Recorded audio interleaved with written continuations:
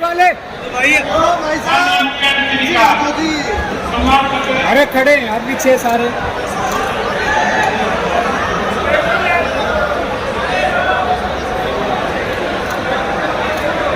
उतावले की ओर है तो रुको भैया, आएगा मेहमान का स्वागत तो करना होता है। 2 मिनट रुको, तो 2 मिनट की बात है, उतावले ना हो। रंजीत प्रजापति के माननीय सम्मान करें।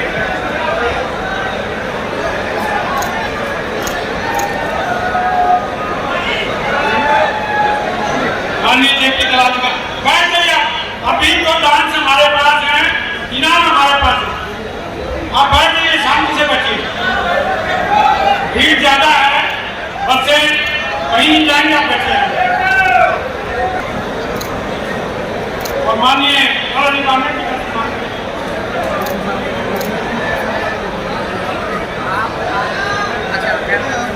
अच्छा बेटा ये आगे खड़े हो जाते हैं। और पहला इनाम माननीय मुख्य अतिथि जी है और कृषि विभाग की तरफ से, आपकी बोर्ड की तरफ से कृपया व्यवस्था करें। पटना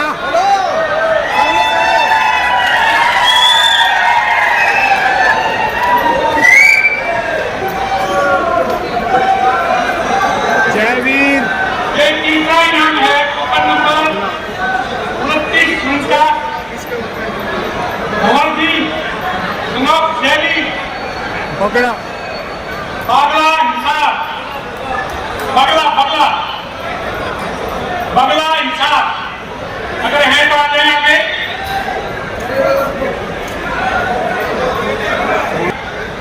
दूसरे इनाम के लिए तैयार करें।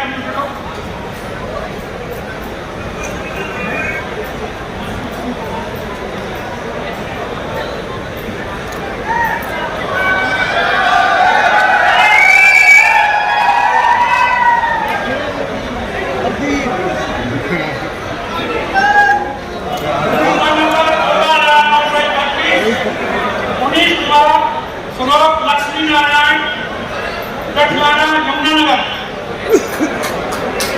जटलाना यमुनानगर है तो किसान भाई आप बता दें।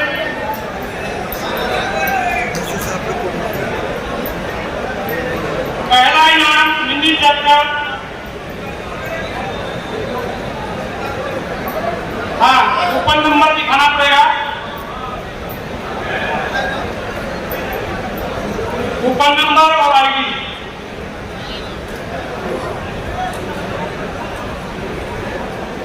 नीचे करके सर।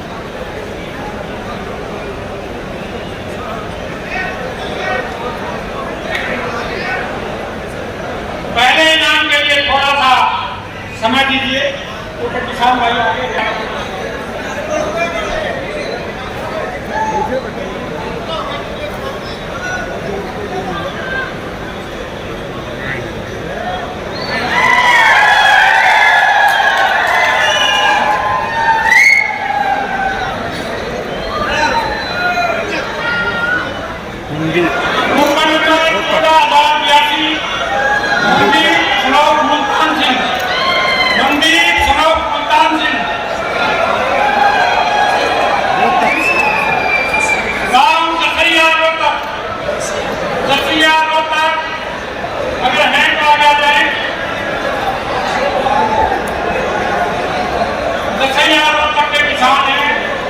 मंदिर इतना बड़ा है कि बाहर जाके प्रतिनिधि हम दे रहे किसान को।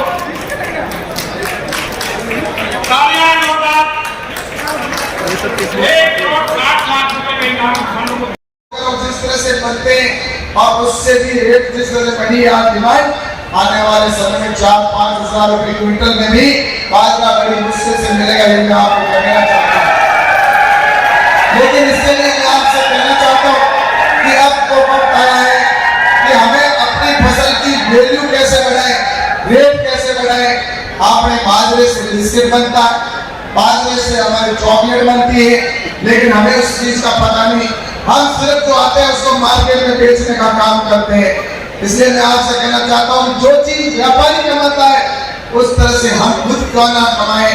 हमारे यहाँ की अगर कोई चीज है जिसको ले जाकर किसान व्यापारी वैल्यूएशन कर लेता है और वो अधिक रेट में बेचता है, तो वैसे ही हम भी अपनी फसल को वैल्यूएशन करके अधिक रेट में कैसे बेचें, इस प्रकार के हमें कदम उठाने होंगे। और इसके लिए 10,000 एफपीओ बनाए जा रहे हैं। और मैं आप सबसे कहना चाहता हूँ कि आप एफपीओ बनाकर अब आने वाले समय के अंदर अपने जो एफपीओ के ग्रुप बने और छोटे छोटे ग्रुप बनाकर और अधिक से अधिक कैसे हम उसको वैल्यूएशन करके और उसको मार्केट में बेच सके ताकि अधिक किसानों को लाभ हो सके। ऐसा मुझे जरूर कहना है कि आने वाला समय वो निश्चित रूप से किसानों का है और उत्तम खेती और मध्यम व्यापार की जो मैंने बात की है, हम आने वाले वक्त के अंदर हमारे किसानों को किस तरह से कामयाब बना सके। इसलिए आज जो हरियाणा की सरकार है, हरियाणा की सरकार का जो खट्टर साहब के नेतृत्व में जो काम हुआ है, आज पूरे देश के अंदर सबसे बेहतरीन कामों में से आता है। और इसलिए मैं आपसे कहना चाहता हूँ कि जेपी दलाल साहब को भी धन्यवाद दूंगा कि उन्होंने इतना बड़ा आयोजन किया गया।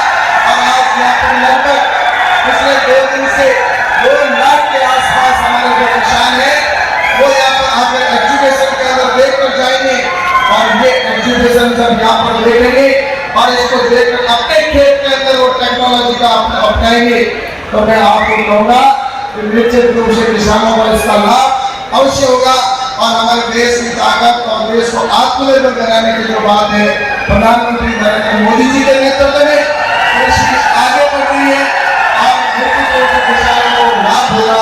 ऐसा मैं आप सभी को इस मेले के माध्यम से सभी जो किसान हैं उन सबको मैं बहुत बहुत धन्यवाद दूंगा। और साथ ही मैं आप सबसे आगे जोड़ूंगा कि हमारे देश के अंदर सरकार के अंदर पिछले बात को पीडीएस की बात यहाँ पर पहले की गई।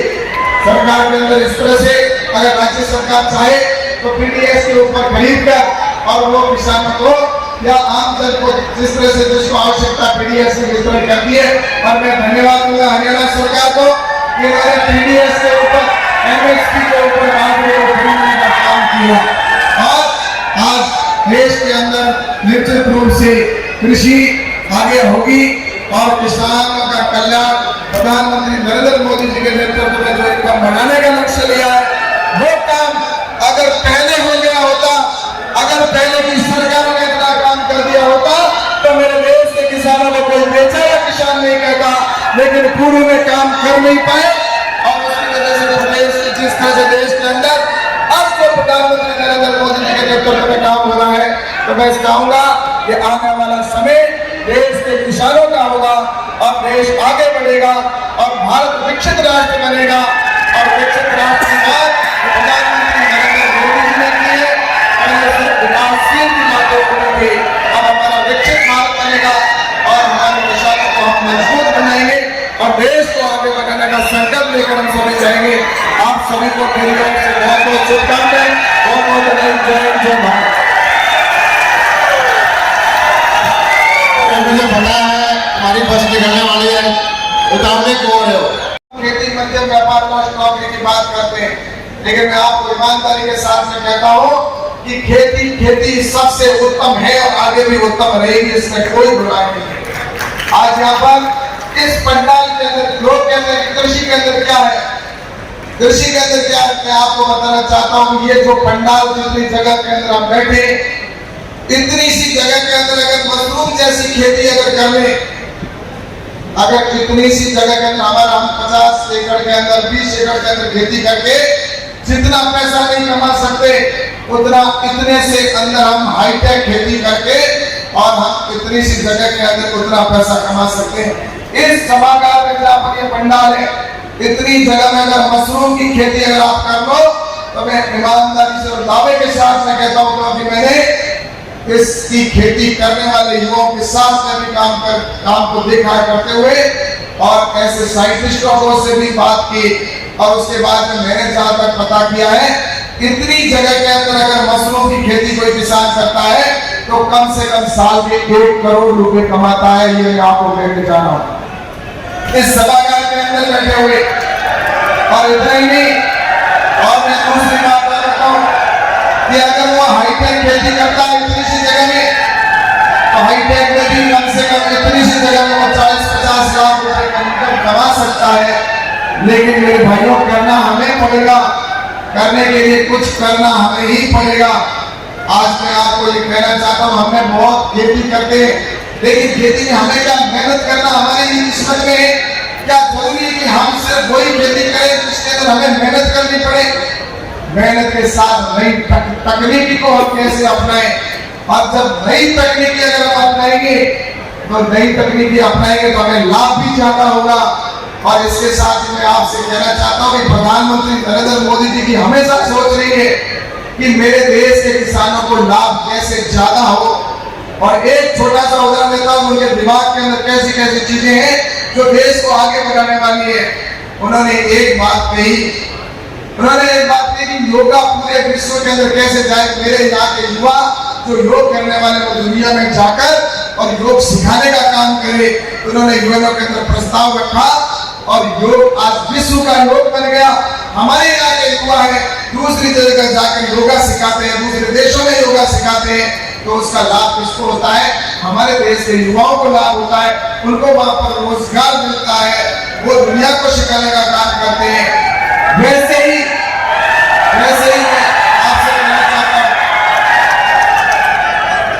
ही मैं आपको बताना चाहता हूँ, हमारा मिलेट्स ईयर 2023 जो घोषित हुआ, इसके पीछे बहुत बड़ी प्रधानमंत्री जी की सोच है।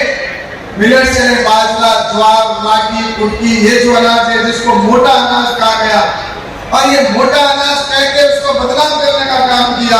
उस समय के जिसने भी नाम रखा होगा, किसी को बुरा लगे तो लग सकता है। मोटा कह के लोगों के दिमाग में एक चीज आ गई, ये तो मोटा है तो आदमी उससे मोटा ही होता होगा। पर मोटा गाय का सबसे पोषक आहार है, ये पोषक अनाज है। आज प्रधानमंत्री जी ने यूएनओ के अंदर प्रस्ताव रखा 2018 में और कहा कि ये बाजरा, ज्वार, रागी जो मिलेट्स है ये सबसे पोषक आहार है, और इस आहार को खाने से आदमी स्वस्थ रहता है, उसमें ताकतवर हो जाता है और उसमें किसी प्रकार की कोई बीमारी नहीं आती। आपने देखा होगा 1900 हरित क्रांति आई, उससे पहले या 50-60 साल पहले यहाँ बुजुर्ग बैठे मेरे सामने, और उन बुजुर्गों को पता है कि गांव में एकाध व्यक्ति कोई बीमार होता था, उसको लोग कहते हैं इसके इलाज चल रहा है, बीमारी से ग्रसित है, ये बात गांव में होती थी। गांव में एक आदमी बीमार होता था, हर व्यक्ति की जबान पर होता था, लेकिन आज हर घर में आदमी बीमार मिलता है हमें। तो इसके पीछे कारण क्या है?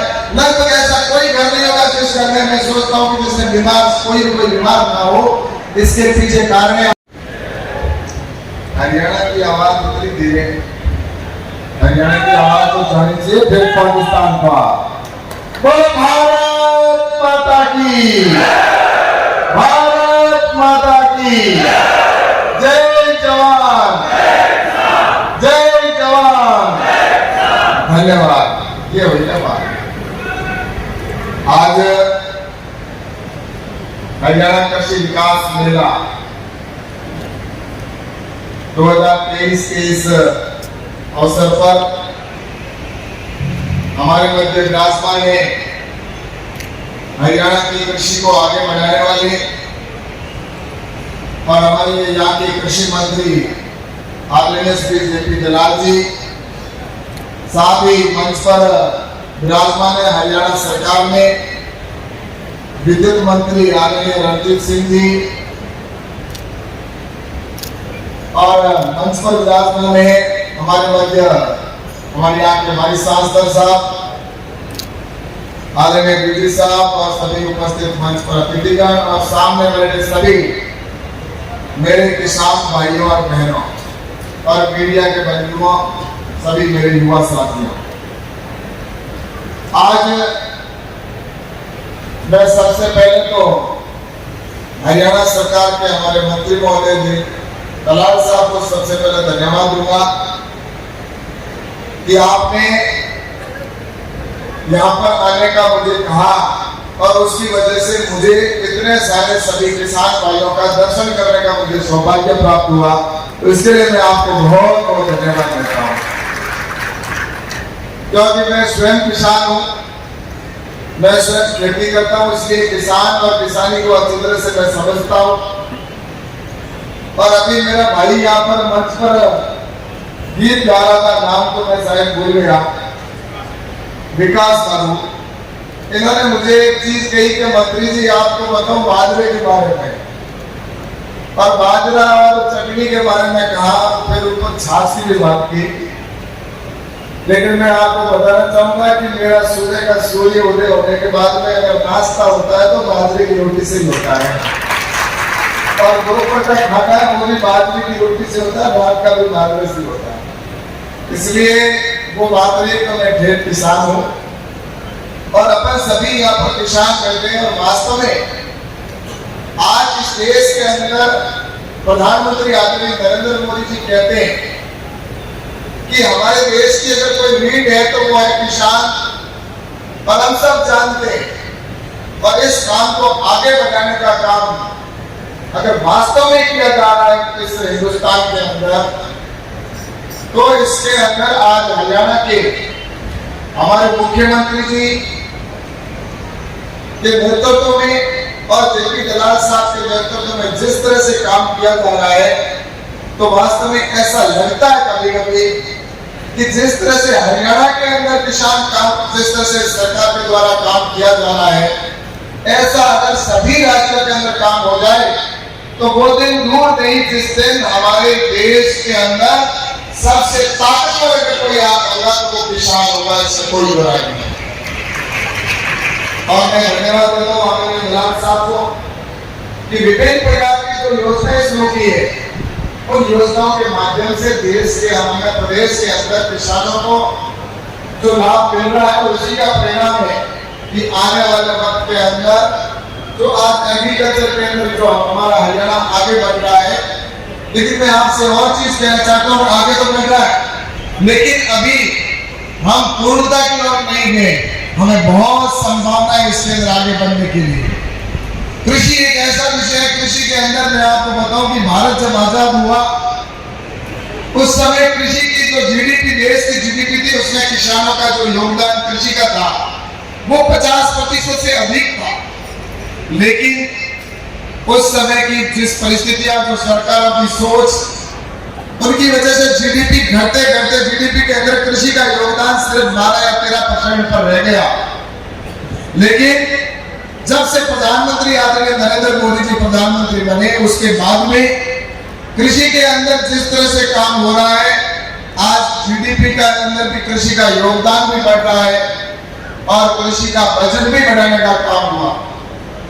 मैं आपको बताना चाहता हूँ, आप सभी को विश्वास तभी होगा जब कोई हम अपनी नजरों से किसी को देख ले, क्योंकि किसान हमेशा जो फसल भी होता है तो जब तक उसके हाथ में नहीं आ जाती फसल, तब तक वो ये नहीं मानता कि उसके किसान के उसका फसल उसने पा ली, क्योंकि कोई भरोसा नहीं है कि किसान की फसल बोने के बाद में कौन सी हवा चले या कौन सी एक बारिश की बूंद ऐसी आ जाए जिससे वो प्रॉफिट देती देती लॉस भी कर सकती है। इसलिए किसान अपनी फसल को अपने खलिहान के अंदर लेने के बाद में जब तक मार्केट में बेच न दे, तब तक उसको कोई किसी प्रकार का विश्वास नहीं होता कि उसने फसल को प्राप्त कर लिया। इसलिए मैं आपसे कहना चाहता हूँ कि प्रधानमंत्री नरेंद्र मोदी जी ने सिर्फ बात नहीं की, उन्होंने सबसे पहला काम किया कृषि का बजट बढ़ाने का। 2013 के अंदर कृषि का टोटल जो बजट था वह बजट था 22,000 करोड़ रुपए। 22,000 और 23,000 करोड़ के बीच में बजट था। और आज जो कृषि का टोटल बजट है वो मैं बताना चाहता हूँ, उस समय सिर्फ 23,000 करोड़ रुपए था। आज वही कृषि का बजट 1,25,000 करोड़ रुपए है, यानी कि 5 गुना बढ़ी गई। और उसमें से भी पशुपालन मंत्रालय दूसरी को अलग कर दिया गया, उनका बजट अलग है। ऐसे सहकारिता मंत्रालय का अलग कर दिया गया, उसका बजट अलग है। सिर्फ कृषि के अंदर आपको देख लीजिए 5 गुना बढ़ने की मैं बात कर रहा हूँ। उस समय ये तीनों मंत्रालय साथ में थे, फिर भी सिर्फ 23,000 करोड़ रुपए था। इसलिए प्रधानमंत्री नरेंद्र मोदी जी ने इतना ही नहीं, उसमें से आधे से अधिक तो डायरेक्ट किसान के खाते में प्राप्त किए।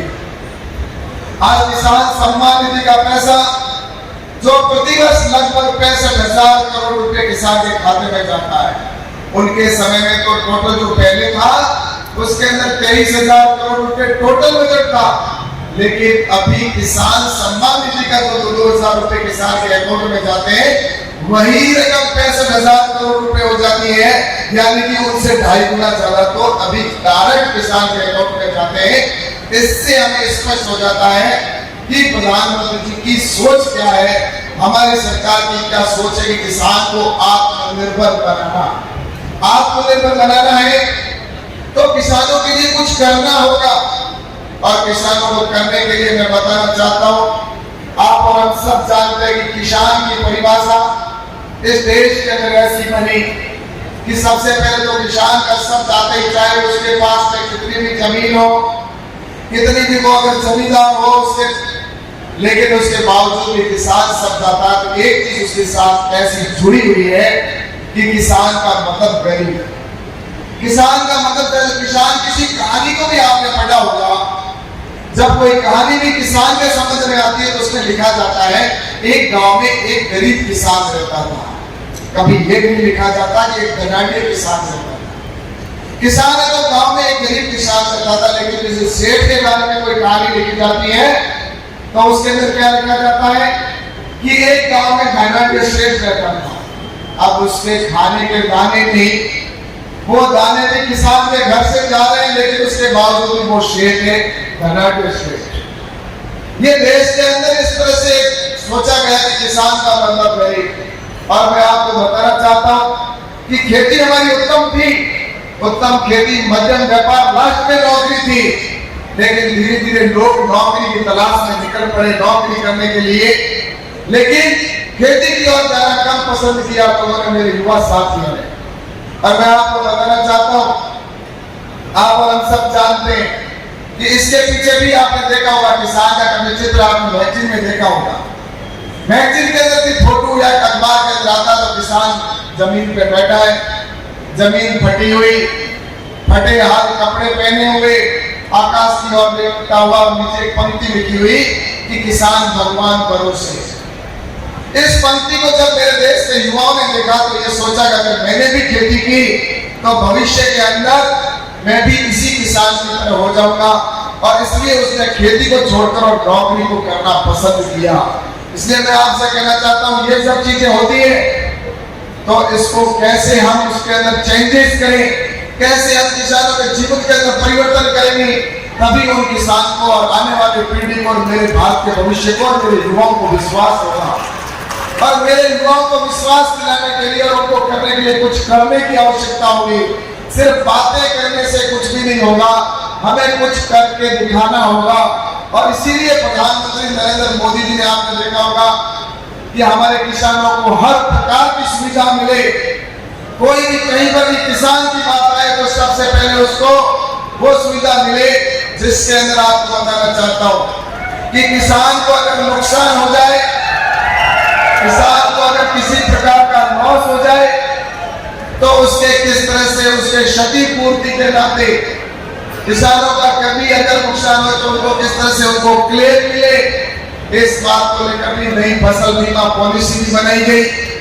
आज मुझे बताते हुए खुशी है कि जब से ये 2016 के बाद पॉलिसी बनी, उसके बाद में 1,40,000 करोड़ रुपए किसानों को क्लेम के तौर पर मिले। और इसी तरह से अगर मैं बात करूं आपके सामने कि आज किसानों को आज 10,000 एफपीओ बनाए जा रहे हैं। अब वो वक्त आ गया कि हमें हाईटेक भी होना पड़ेगा, हमें मार्केट से भी लिंक होना पड़ेगा, हमें नई तकनीकी को भी अपनाना होगा। आज जैसा कि यहाँ पर यूनिवर्सिटी के द्वारा डीसी साहब ने और जिस तरह से डीजी साहब ने बताया कि हमने ये वेराइटियां तैयार की, हमने ये टेक्नोलॉजी देने का काम किया। मैं आपको बताना चाहता हूं कि अगर देश के अंदर किसान को किसी प्रकार की महत्वपूर्ण अगर आवश्यकता है तो उसको सबसे पहले उन्नत किस्म का बीज चाहिए, कि बढ़िया किस्म का उसको बीज मिल जाए। और उसके बाद में किसान की लागत को कैसे कम किया जाए, उसके ऊपर सरकार को काम करना चाहिए। और उसके बाद में किसानों के भंडारण की व्यवस्था कैसे हो, और उसके बाद में चौथी चीज, अगर किसान को आवश्यकता है तो किसान को उचित मार्केट कहाँ मिले, जहां पर उसको अच्छी रेट मिल सके। और इसी बात को लेकर सरकार ने उन 4 केंद्रों के ऊपर काम करना प्रारंभ किया।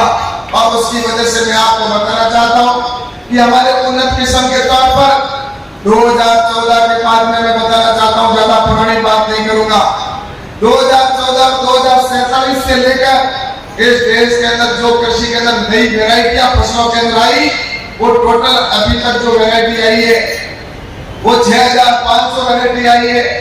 और उन 6500 में से आज के दिन अगर बात करो 2013 के बाद में, तो लगभग 1700 वेराइटी है जो 2017-13 के बाद में इतनी वेराइटी आ गई। इसलिए नई वेराइटी और हाई रेट वाली वेराइटियां भी देश के अंदर इजाद की जा रही है हमारे साइंटिस्टों के प्रयास से और देश के किसानों की मेहनत की वजह से। और मैं आपको बताऊं कि उत्पादन में भी लगातार वृद्धि हो रही है।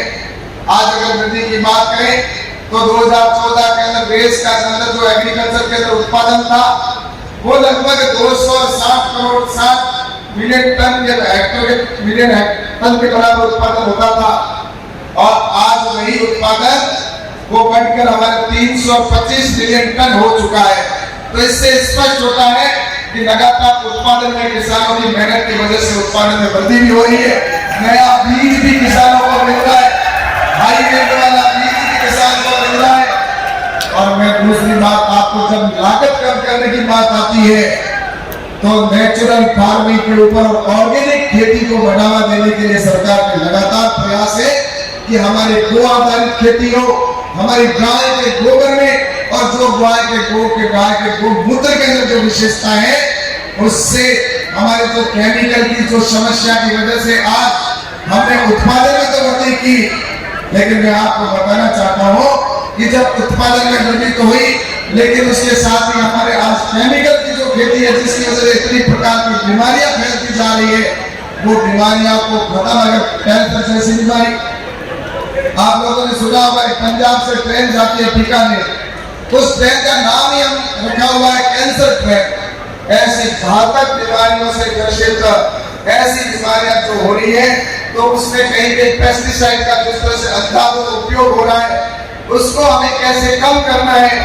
और आज विश्व के अंदर एक बात चल पड़ी है कि हमें ऑर्गेनिक और नेचुरल फार्मिंग के जो उत्पादन है उसको खाना है, और उसको खाएंगे तो रेट भी किसान को अधिक मिलेगी। आज ऑर्गेनिक चीजें हर व्यक्ति चाहता है उसको ऐसी चीज मिले जिसमें किसी प्रकार का पेस्टिसाइड नहीं हो, केमिकल नहीं हो।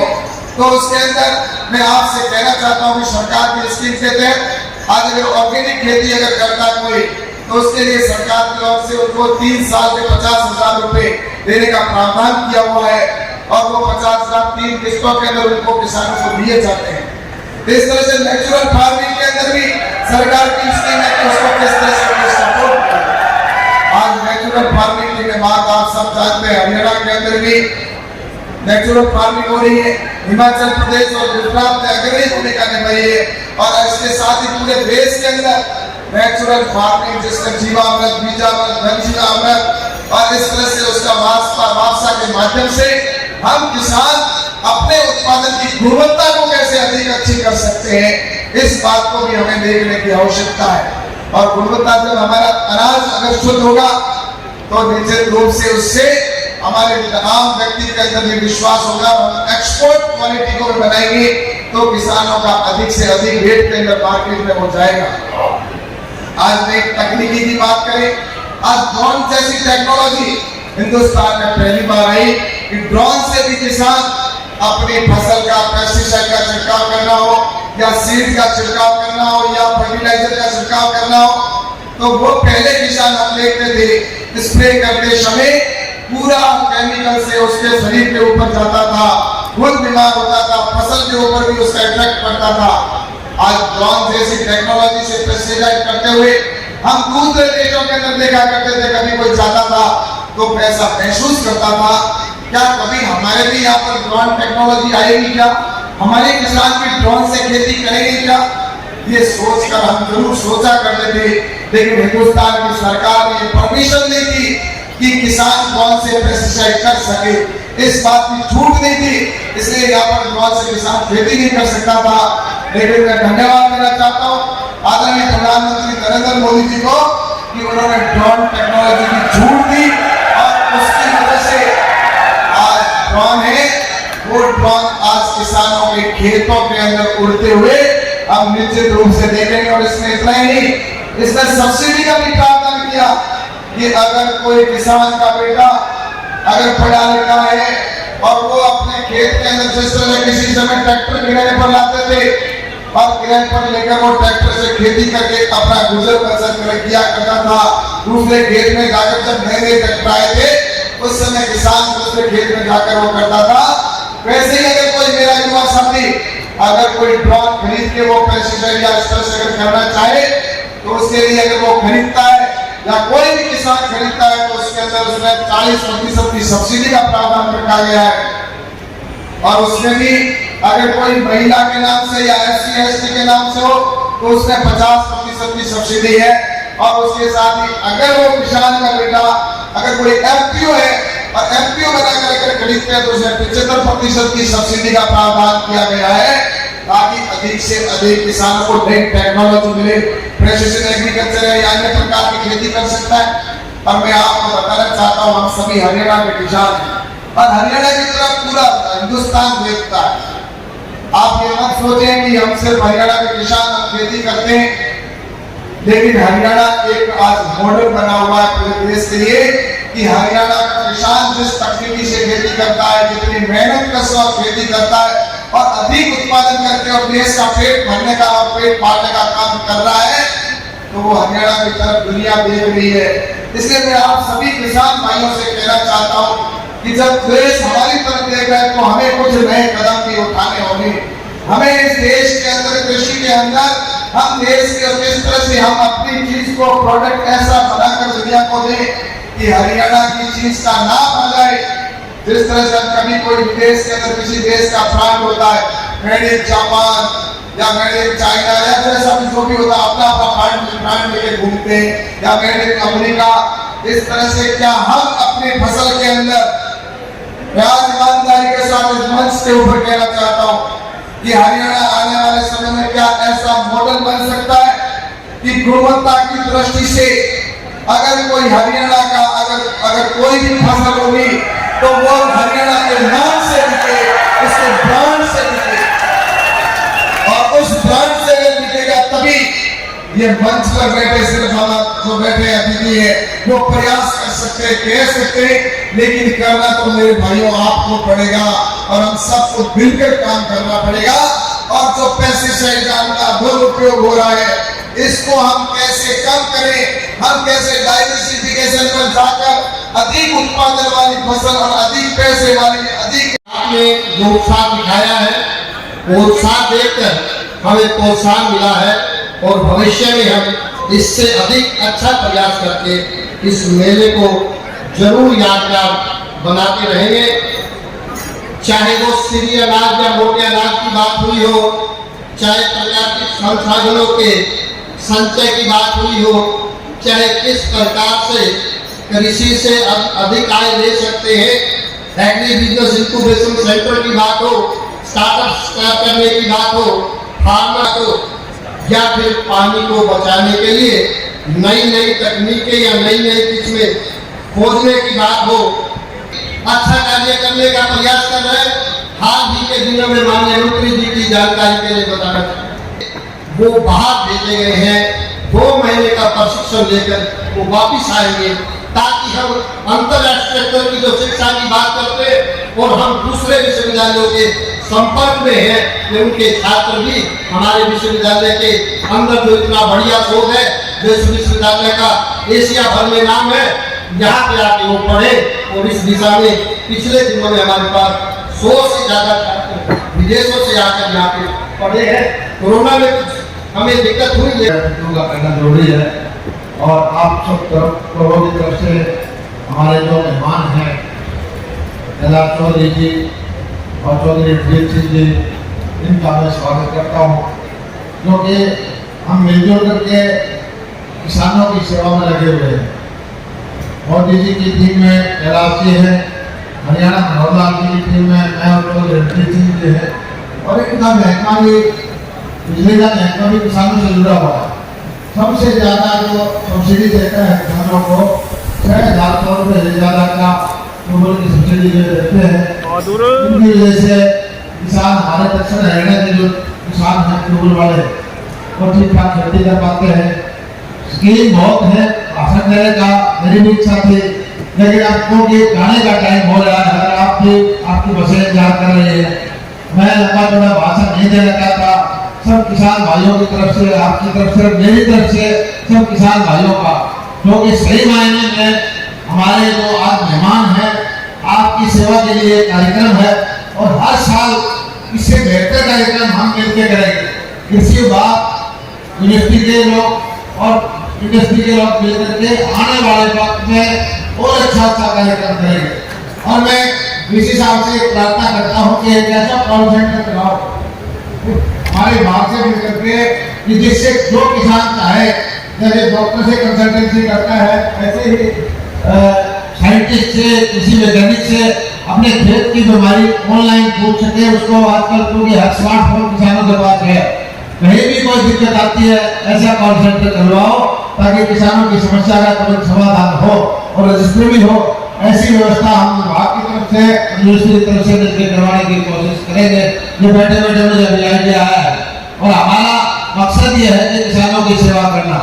हरियाणा सरकार में दावा करता हूँ कि पूरे देश में सबसे ज्यादा किसान कृषि फैसला करती है, सबसे ज्यादा डीबीटी से पैसा देते हैं, मात्रा की 72 भरपाई का पैसा और कई प्रदेशों में देती।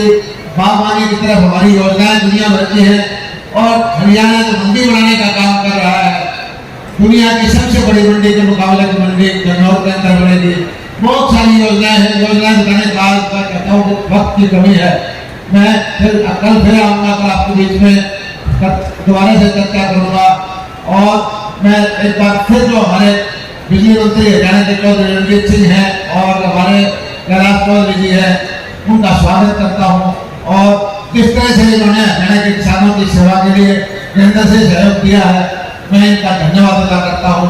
और मैं इनसे प्रार्थना करता हूँ कि इसी तरह से ये भी किसान के बेटे हैं, हम भी किसान के बेटे हैं, और सौभाग्य है कि हमें आप इन अन्नदाता की सेवा करने का मौका मिलता रहता है, और इसी तरह से आपकी लंबी सेवा करेंगे। धन्यवाद। जय हिंद।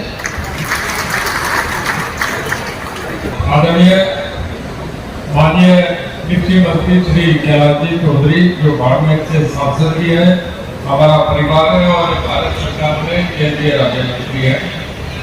हमारे मंच में विराजमान सबके नाम पहचाने श्री जयप्रकाश जी दलाल, हमारे कृषि मंत्री, बहुत हमारे बेहतरीन साथी और दोस्त, आपके यूनिवर्सिटी के बादशाह सर कम्बोजकर, हमारे नगर जी भागवत साहब जो डीडी है यूनिवर्सिटी के, सभी सम्मानित मंच और उपस्थित हमारे किसान भाई, सभी पूरे हरियाणा से आए हुए किसान भाइयों में। अभी कैलाश जी में जाना है, दिल्ली में जामा भी लगते हैं। मुझे कहा गया था कि हम दोनों ही ना बोले, अभी वो बोले, पर 1 मिनट करके बात खत्म करूंगा। मैं आपके बीच में बोल जाता हूँ, पूरे देश में, पूरी दुनिया में अगर खेती कहीं देख करते हैं तो जापान से लेके कनाडा और अमेरिका तक 2 से लेके 7% लोग खेती करते हैं। हमारे कैलाश जी के नोटिस में लड़ा चाह रहा हूँ, भारत और पाकिस्तान ऐसे देश है जहाँ 70% लोग खेती करते हैं।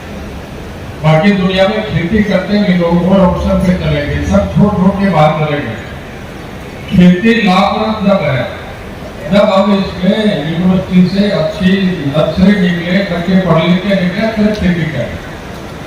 मैं ये करके नहीं कि किसान का अपना ठेकेदारी करें। अगर किसानों का किसी ने भला करा तो हिंदुस्तान में जो सबसे बड़े साइंटिस्ट है, मैं बीसी साहब से भी कहना चाहूँगा, वो कृषि के डॉक्टर वेंकटेश्वर मंत्री, जिसने नई टीकों की शोध करी, जो आज काम की है। और दुनिया का जो सबसे बड़ा इंटरनेशनली सबसे बड़ा साइंटिस्ट है वो डॉक्टर बोलबाग, जिन्होंने पूरी खेती को नई नस्ल निकाल के पलट दिया। मैं कैलाश जी से कहना चाहूँगा, आपको एक मौका मिला भारत सरकार में और एक ऐसे मजबूत प्रधानमंत्री के साथ आप उनके मंत्रिमंडल में, कृषि बहुत बड़ा सब्जेक्ट है, इसमें जरा पूरा जोर लगा के एक मौका मिला इन किसानों का कोई बड़ा उत्पन्न कर देना चाहिए। यहाँ दलाल साहब बैठे हैं, मैं बैठा हूँ, आप कृषि मंत्री हैं, मैं बिजली मंत्री। किसान को बिजली मिल जाए और बढ़िया खाद और पानी मिल जाए तो किसान किसी के हाथ में नहीं आता, वो अपने आप ही सब रस्ते निकाल देता है। हम दलाल साहब करोड़ों दोस्त हैं, भाई है, हमारा प्रयास रहता है कि हम 24 घंटे आपको दें। और मैं आपसे ये भी थोड़ा एक जिक्र कर दूँ कि सोलर में अब हम करने जा रहे हैं, पूरे देश में हमने 41,000 सोलर पंप दे दिए और 70,000 लोग करने जा रहे हैं पूरे हिंदुस्तान में। मुझे कहने में मत से संतोष नहीं, हम 1 नंबर है अग्रणी सोलर पंप के मामले। और हम ये भी करने जा रहे थे, किसानों को हम दिन में पड़ेगा हर जिले के 15-15 मेगावाट के हम नए लगा रहे हैं, जिससे 4 में दिन में चला करेंगे ताकि रात को आपको पड़ेंगे दिसंबर जनवरी में नहीं जाना। और ये 1 साल में करना। तो मैं, क्योंकि आपने जाना बहुत चीजें किसी भी मंत्रालय में तो लोग ये छोटी बातें नहीं कर दो, मेरा ये है कि आप हर साल इस मेले में सीख के जाए, बहुत चीजें हैं।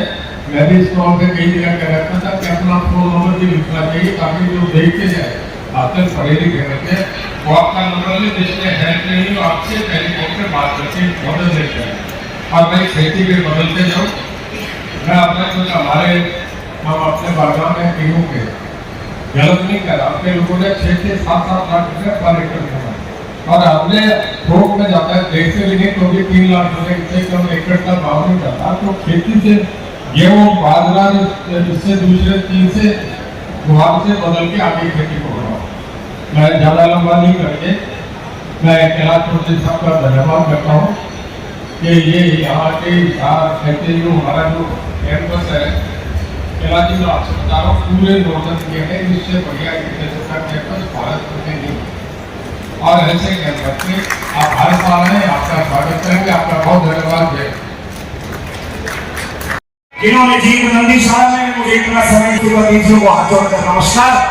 एक रागनी जिसकी फरमाइश है हमारा हरियाणा कैसा है और किसने बनाया ये हरियाणा, इतना समृद्ध हरियाणा माननीय मंत्री जी के कर कमलों से तैयार हो रहा है। सब कैसा हमारा हरियाणा सुनिए।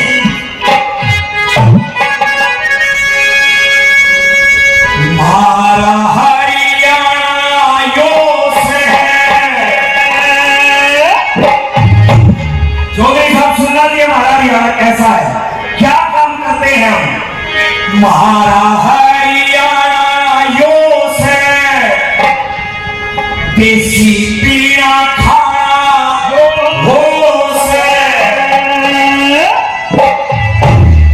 धोती के ऊपर खड़का सादा सापारा यो से, घाट पर जमींदार बैठा, घाट पर जमींदार बैठा। अब न तकिए की जरूरत नहीं, बिछोने की जरूरत नहीं। घाट पर जमींदार बैठा, हाथ का सिरहाना हो से। अगर बात सच्ची लगी हो तो तालियां बजा दो भाई। जो हमारा हरियाणा यो से देसी पीड़ा खाना हो से, धोती के ऊपर खड़ा सादा सामान, घाट पर जमींदार बैठा, हाथ का सिरहाना यो से, हमारा हरियाणा यो से देसी पीड़ा खाना हो से।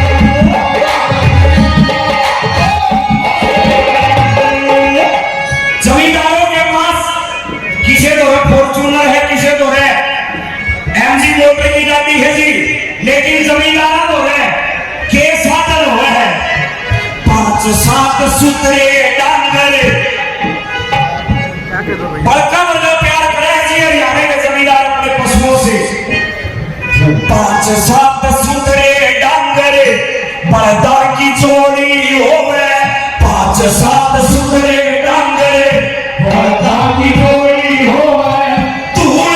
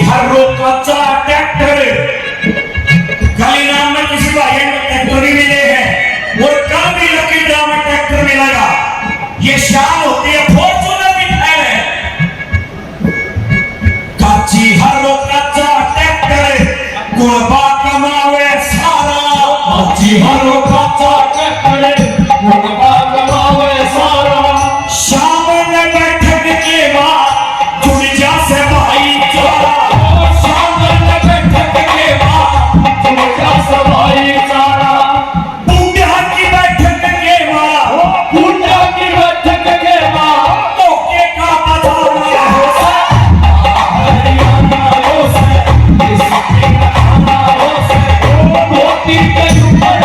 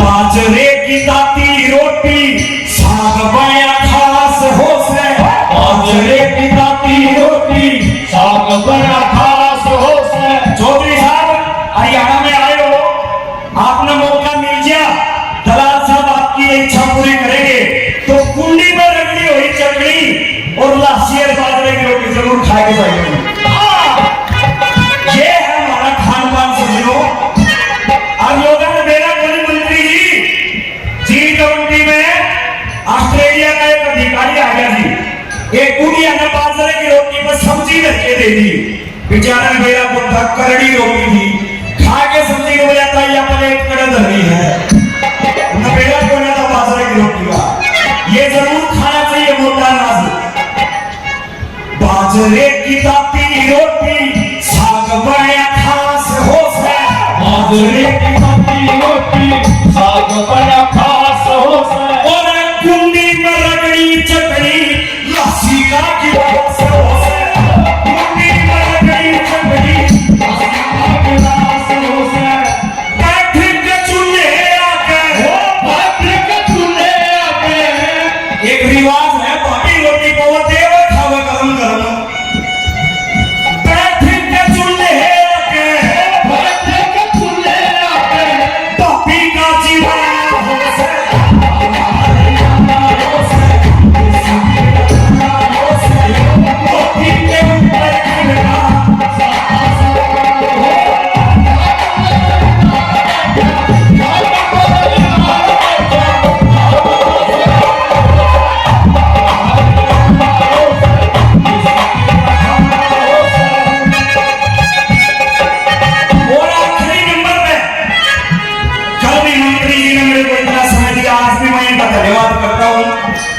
किसान वर्ग के साथ साथ सभी वर्गों की भलाई सोचते हैं आदरणीय चौटाला साहब दलाल साहब और कंबोज साहब के तो कहने ही क्या है जी ये तो बार बार बुला के भी सुनते रहते हैं हमको छोड़ के न बर्द खेत में 4 बजे उठ के हरी बर्द लेके जाता है खेत में और फिर 9 बजते 10 बजते एक ही ठाटा न्यू देखा आई कौन कोनी आई क्या वर्णन किया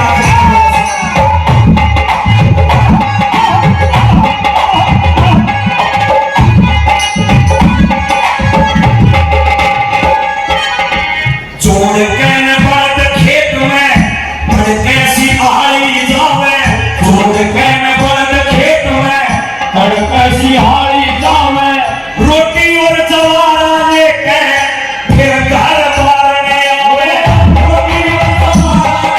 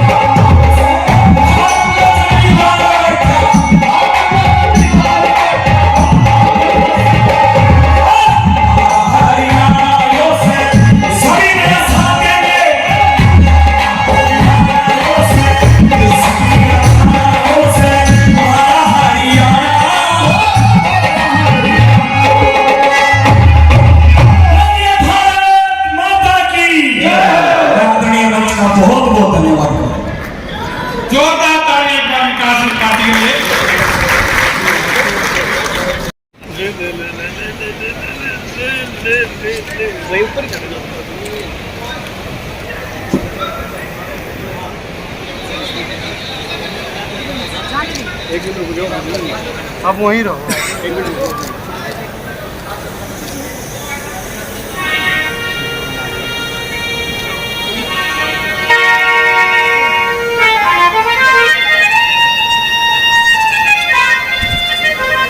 हमारे माननीय दीप प्रज्वलन कर अंधेरे से प्रकाश की ओर, अज्ञान से ज्ञान की ओर, अशिक्षा से शिक्षा की ओर ये प्रार्थना करते हुए हम सब की तरफ से हम उनका तहे दिल से स्वागत करते हैं, अभिनंदन करते हैं और आओ का पधारो का दिया जाए।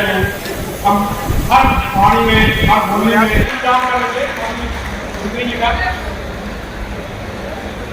सम्मानित करें, पुष्प देकर विधिवत स्वागत करें। माननीय जेपी दलाल जी मुख्यमंत्री हरियाणा को पुष्प देकर उनका स्वागत करें। डॉक्टर बलवान ऑर्गेनाइजर आप हैं इसलिए दीपति साहब से आप विधिवत स्वागत करें डॉक्टर बलवान सिंह मंडल जी।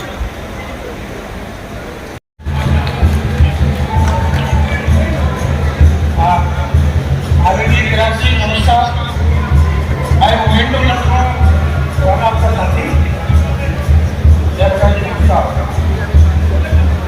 तो बात इलेक्ट्रिक कर रहे थे, अच्छा आदरणीय चीजें बताई, पानी बचता है, यूरिया फर्टिलाइजर डीएपी की सब्सिडी बचती है, पराली को आग नहीं लगती, बिजली डीजल कम इस्तेमाल होती है और बड़ी बात एक कैलाश शास्त्री जी को भी निवेदन करूंगा, कैलाश जी को 2 मिनट आपके दूंगा। वो ये अंतरराष्ट्रीय मिलेट वाली मोटा अनाज की खेती करने वाले किसान को कैसे ट्रांसफर हो, क्योंकि वो यूरिया डालेगा नहीं, डीएपी इस्तेमाल करेगा नहीं, बिजली वो नामात्र इस्तेमाल करेगा, डीजल नामात्र का इस्तेमाल करेगा और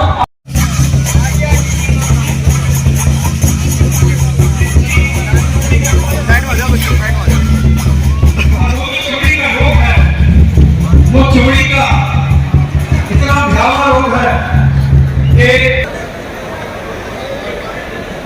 कैसे आइए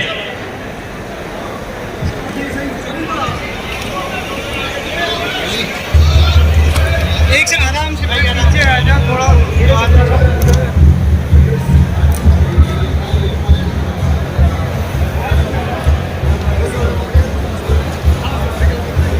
पूरा पीछे रमेश।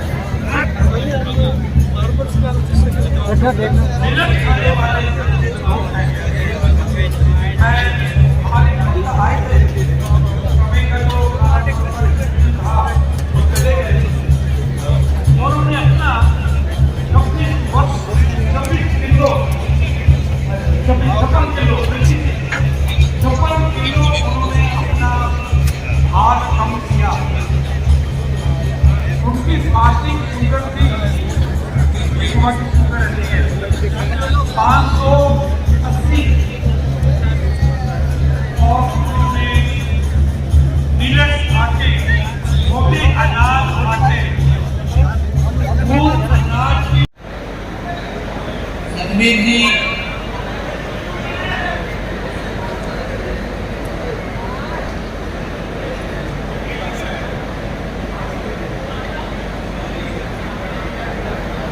विजय सिंह के 2 हैं, इनका नाम में भी पहला स्थान है। आर्यनगर से का नाम 2 में प्रथम स्थान प्राप्त किया। संजय कुमार जी है क्या? जोगीराम जी किप्तान से जोगीराम सनत नामूराम,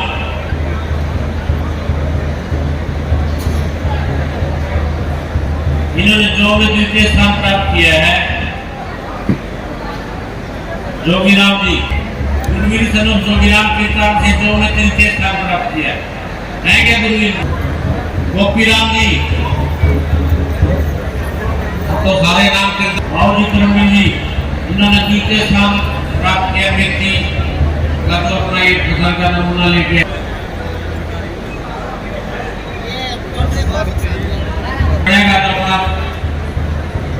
लेके पहला स्थान प्राप्त किया है। सुरेंद्र धर्मपाल सनो वीर सिंह कीर्तन नाम से चढ़े में तृतीय स्थान प्राप्त किया है।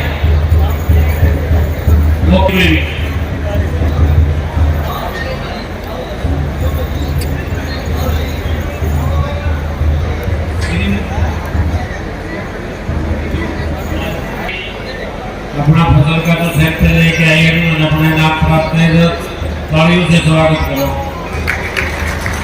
अगले किसान कलमों सनोराम जी लालाजी नगर सेन कर देंगे द्वितीय स्थान।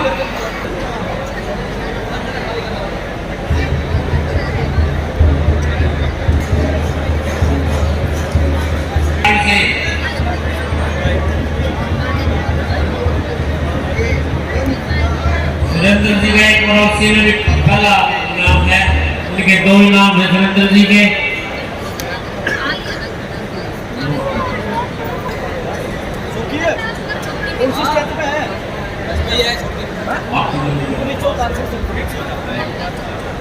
ये गाँव भी नहीं है, उनकी जगह उनके गाँव के दूसरे किसान को दे रहे हैं, उनको बोलने गए। अगले किसान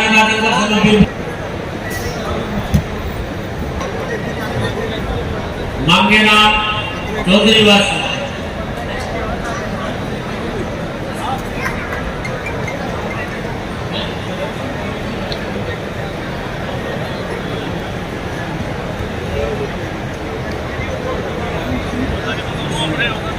मांगे राम जी चौधरी बात से उन्होंने व्यक्ति में तीसरा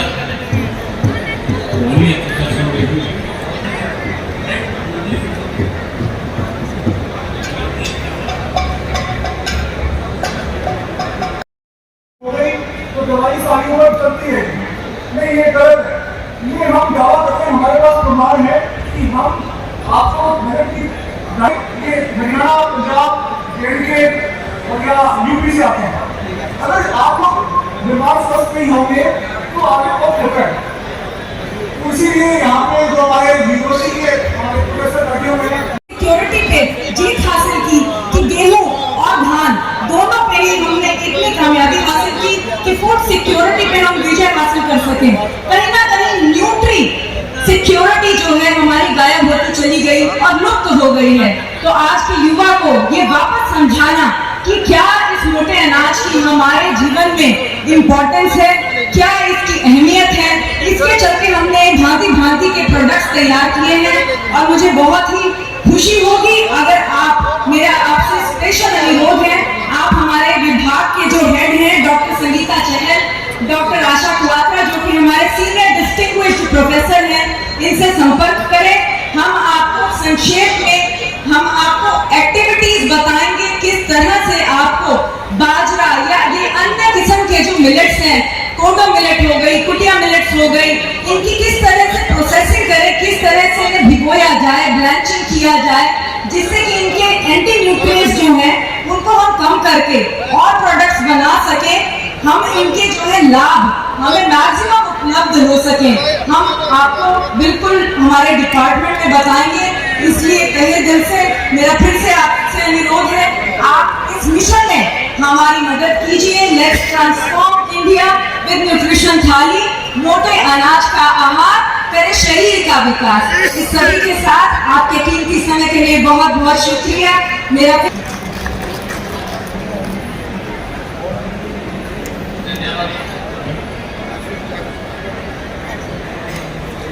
जिन किसान भाइयों ने फसल प्रतियोगिता में भाग लिया था, मैं जरा उनके नाम बोलूँगा कि क्या वो आगे आ जाए मंच पे। और डॉक्टर जगराज जान जी हमारे बीच है, उनसे अनुरोध करूँगा कि क्या वो आए, किसानों को सम्मानित करें। सबसे पहले भगवाना सनम श्री पातराम रानीगढ़ से उन्होंने चकुंदर में पहला स्थान प्राप्त किया है क्या भगवाना जी? आओ आओ आओ।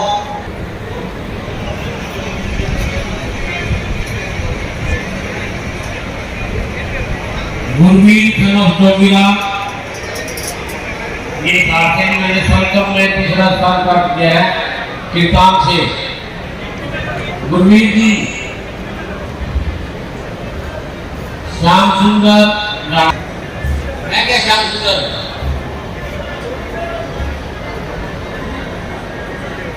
अजीत जी आप कीर्ति सनम बरला वाले ने जैसे प्याज की थालियां बजा के किसानों का हौसला बढ़ाया, तालियों की भक्तों में।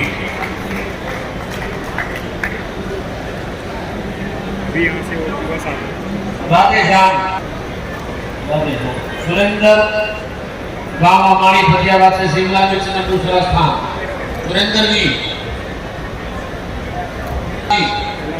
मैं क्या जोगीराम जी, जोगीराम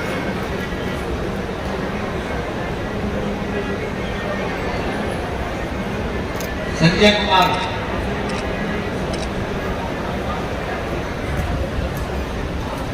नरेश कुमार डाली पीरवाड़ी साहब से बंद कॉपी में प्रथम स्थान। नरेश नीचे से रणजीत सिंह गांव चमराड़ा, धन्यवाद।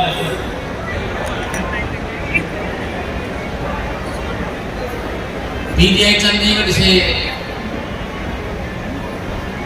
डॉक्टर रोहन जी हमारे बीच हैं, मिलेट्स एक्सपर्ट हैं। डॉक्टर रागिनी गर्मा गर्म इसलिए संक्षेप में बताइए।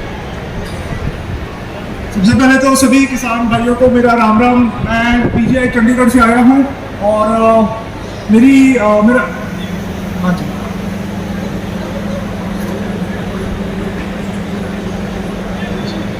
और मैं ये बहुत बड़ा सौभाग्य समझता हूँ अपने आप को कि मैंने अपने किसान भाइयों के साथ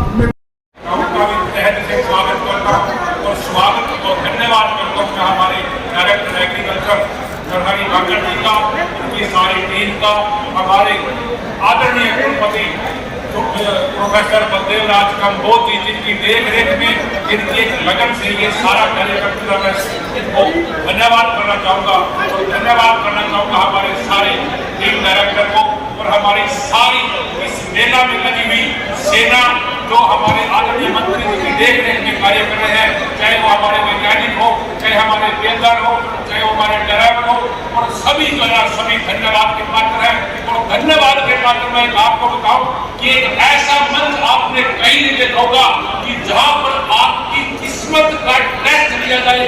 आज सभी की किस्मत का टेस्ट ये ड्रा के माध्यम से हुआ और मैं सब ड्रा के निकले हुए जितने हमारे विनर हैं सबका भी धन्यवाद। और मैं एक आपसे नंबर विनती करता हूं कि आप कल हमारे आदरणीय मुख्यमंत्री जी जहां इस जनता को संबोधित करने के लिए आएंगे तो आप सभी जो ना कल के लिए, स्वागत के लिए, धन्यवाद के लिए, उनके एक मार्गदर्शन को आगे बढ़ाने के लिए एक साथ में लेकर आए, मैसेज लेकर आए। और इस पंडाल में जितने भी महानुभाव, कृषि वैज्ञानिक, हमारे किसान साथी, सबको मेरा धन्यवाद। जय हिंद, जय भारत।